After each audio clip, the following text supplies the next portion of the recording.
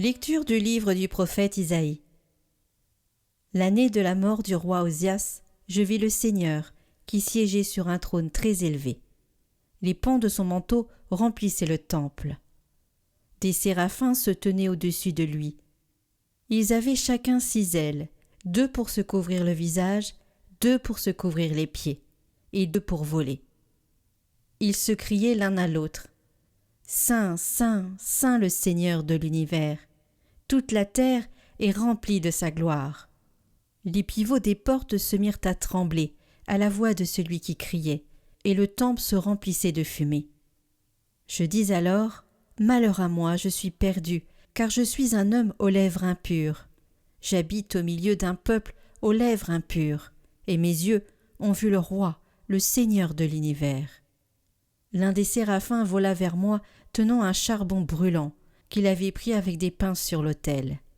Il l'approcha de ma bouche et dit « Ceci a touché tes lèvres, et maintenant ta faute est enlevée, ton péché est pardonné. » J'entendis alors la voix du Seigneur qui disait « Qui enverrai-je?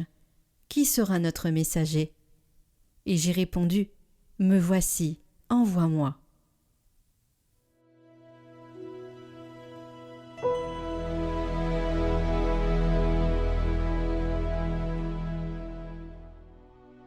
Le Seigneur est roi, il s'est vêtu de magnificence. Le Seigneur est roi, il s'est vêtu de magnificence. Le Seigneur a revêtu sa force. Et la terre tient bon, inébranlable. Dès l'origine, ton trône tient bon. Depuis toujours tu es. Tes volontés sont vraiment immuables. La sainteté emplit ta maison. Seigneur, pour la suite des temps.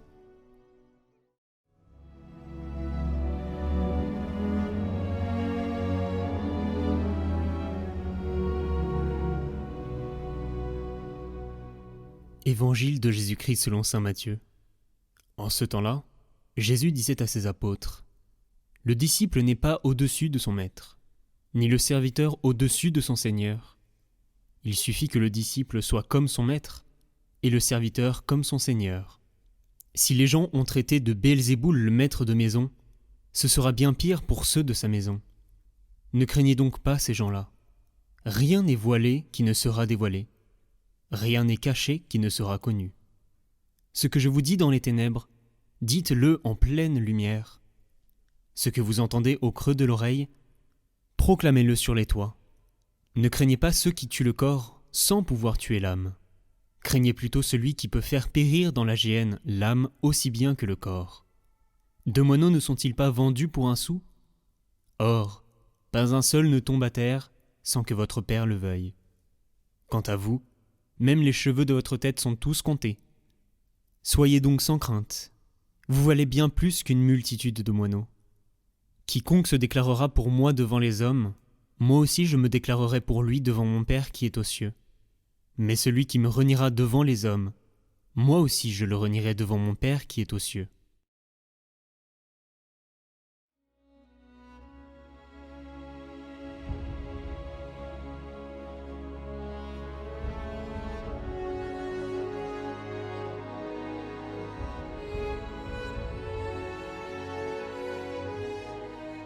La peur est l'un des ennemis les plus laids de notre vie chrétienne.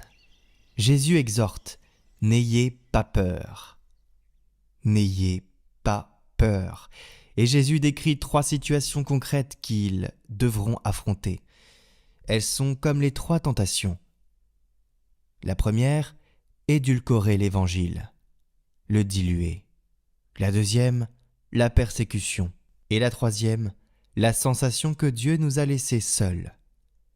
Jésus a aussi souffert cette épreuve dans le jardin des Oliviers et sur la croix. « Père, pourquoi m'as-tu abandonné ?» dit Jésus. On ressent parfois cette sécheresse spirituelle. Nous ne devons pas avoir peur. Le Père prend soin de nous parce que notre valeur est grande à ses yeux. Ce qui importe, c'est la franchise, c'est le courage du témoignage de notre foi. Reconnaître Jésus devant les hommes et aller de l'avant en faisant du bien. Tout de suite, votre parcours d'été, l'art d'aimer Jésus. Samedi 11 juillet, toutes les créatures parlent de Dieu. Dieu sait bien que les hommes se laissent gagner par les bienfaits. Il voulut, au moyen de ses dons, les enchaîner à son amour. Pour l'homme, toujours par amour pour l'homme, il a créé le ciel, la terre et tout ce qu'il renferme. Les étoiles, les planètes, les mers, les fleuves, les ruisseaux, les montagnes et les plaines, les métaux, les plantes et tant de variétés d'animaux. Toutes ces créatures, il les a mises au service de l'homme, afin que par reconnaissance pour une telle libéralité, il aime son Créateur.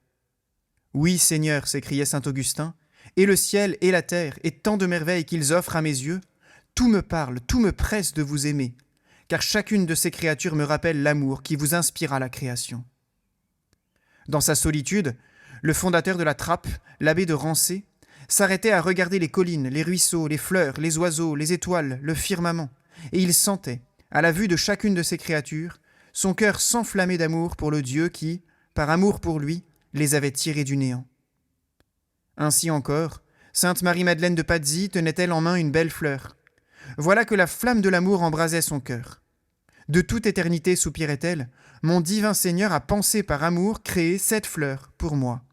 Et l'humble fleur lui était comme une flèche d'amour qui lui causait une suave blessure et l'unissait plus intimement à Dieu. Au début de cet été, quelle joie de découvrir dans le cœur des plus grands saints l'émerveillement profond des enfants. Je vous rends grâce, Seigneur, Père du ciel et de la terre, car ce que vous avez caché aux sages et aux savants, vous l'avez révélé aux tout petits. Les cieux racontent la gloire de Dieu et le firmament l'œuvre de ses mains. Regardez les oiseaux du ciel, ils ne sèment ni ne moissonnent, ils n'amassent pas, et votre Père céleste les nourrit.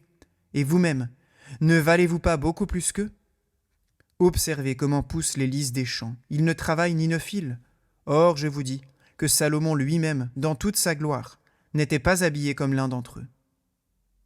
Réapprenons aujourd'hui et cet été à contempler dans la nature la signature de son auteur. L'homme, unique créature libre et rationnelle de l'univers visible, est constitué par Dieu pour en être comme le prêtre, celui qui l'oriente vers son Créateur et lui chante sa gloire. La Bible est remplie de cette louange de la création que l'on retrouve encore magnifiquement dans la prière de saint François d'Assise. Loué soit Dieu mon Seigneur à cause de toutes les créatures, et singulièrement pour notre frère Messire le Soleil, qui nous donne le jour et la lumière. Il est beau et rayonnant d'une grande splendeur, et il rend témoignage de vous, mon Dieu.